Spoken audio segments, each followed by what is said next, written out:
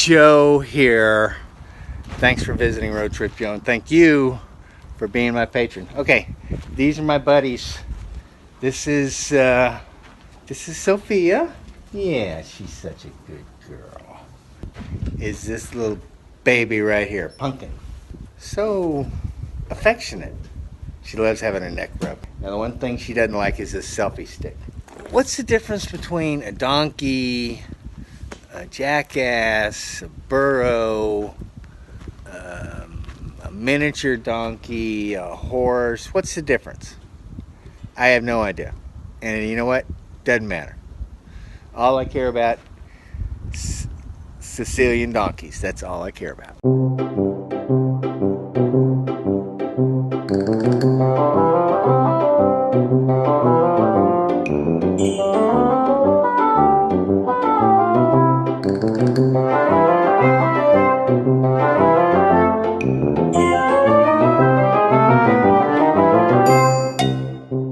So, you met Punkin and Sofia.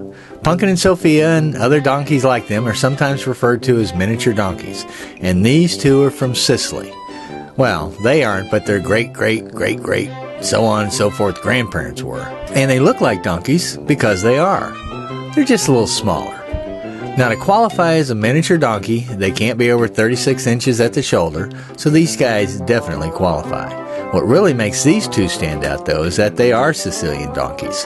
You can tell that by their size and the cross they have on their back, which we will go over in a minute. They are also sometimes called Sardinian donkeys, although Sardinian donkeys came from another island around Italy and were almost wiped out a few years ago. There aren't too many left there, but they are still considered endangered.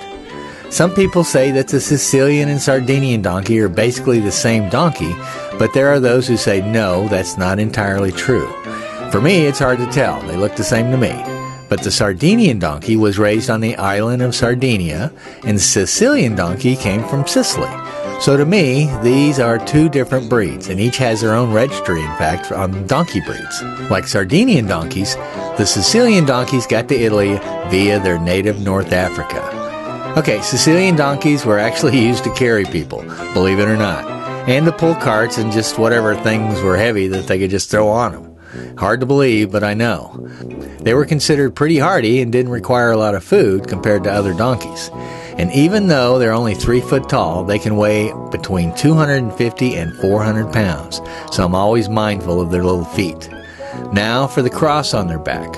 According to legend, Jesus rode a donkey into Jerusalem right before his crucifixion, and the donkey kind of hung around for the crucifixion. The story goes that the shadow of the cross that Jesus was on went across its back and has been there ever since. So I guess before he rode one of these donkeys, they didn't have anything on their back, but I'll let you figure that one out. So they earned their stripes, I guess. They are also sometimes called the Holy Cross donkey. Now, since these are in fact part of the donkey family, they go by some of the same names to identify the genders. A male donkey is a jack, the female is a jenny, and the baby is a foal. But donkeys have also played a big part in North and South American history.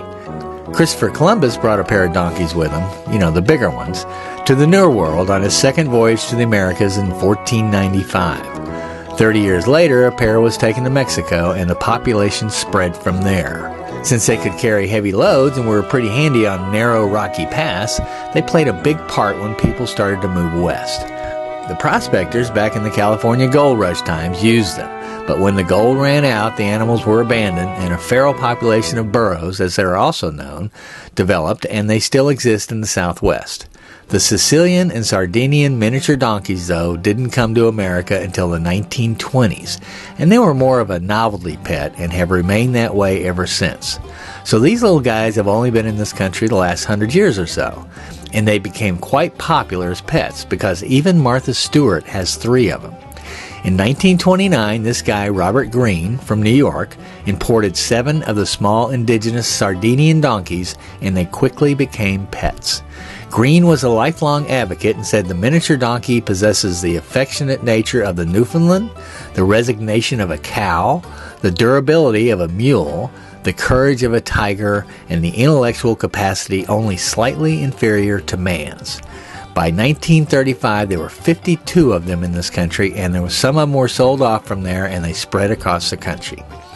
A little later, a new breed registry was opened in 1958 by B. Langfield. She was the first one to professionally breed miniature donkeys in the U.S. That registry was turned over to the American Donkey and Mule Society in 1987. Now, you might see them in a lot of states, donkeys I mean, but the population of donkeys here only make up 0.1% of the worldwide population.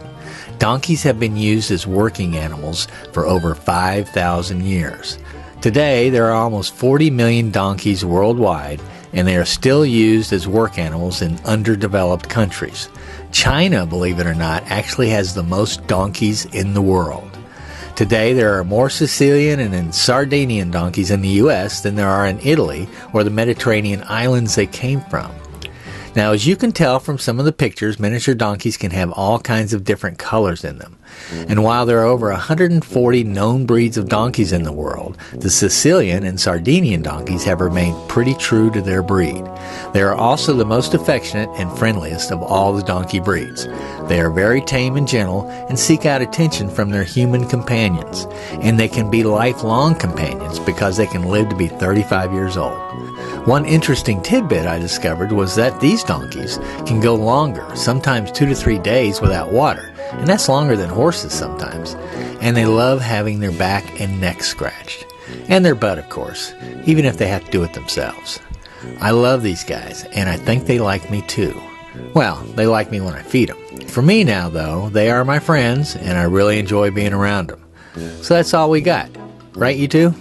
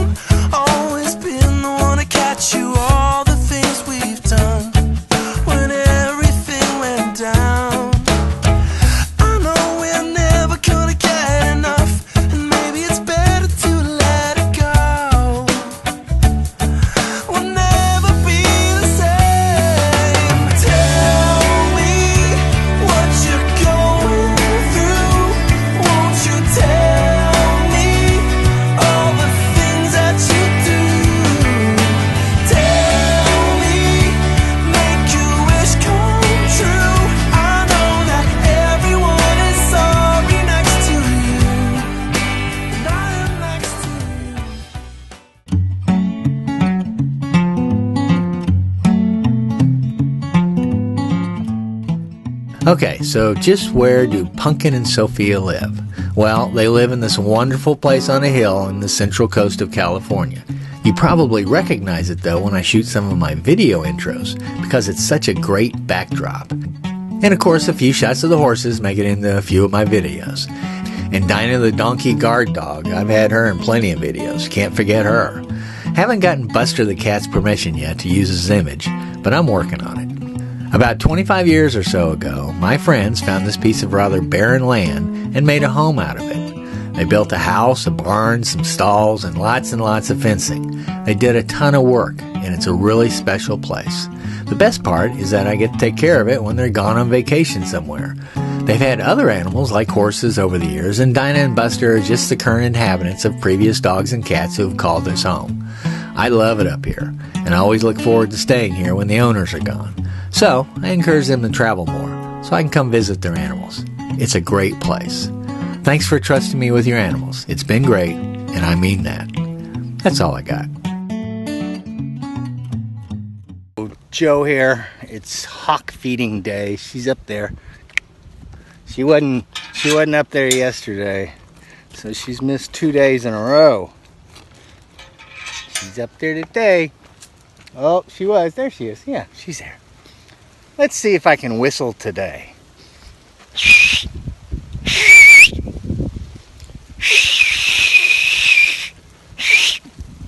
You know, I used to be able to whistle.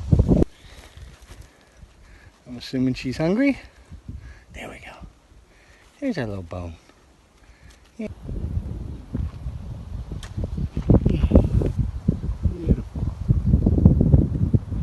Right there, it's going to happen. Yeah. That's what I'm talking about. That's what I'm talking about. There she goes.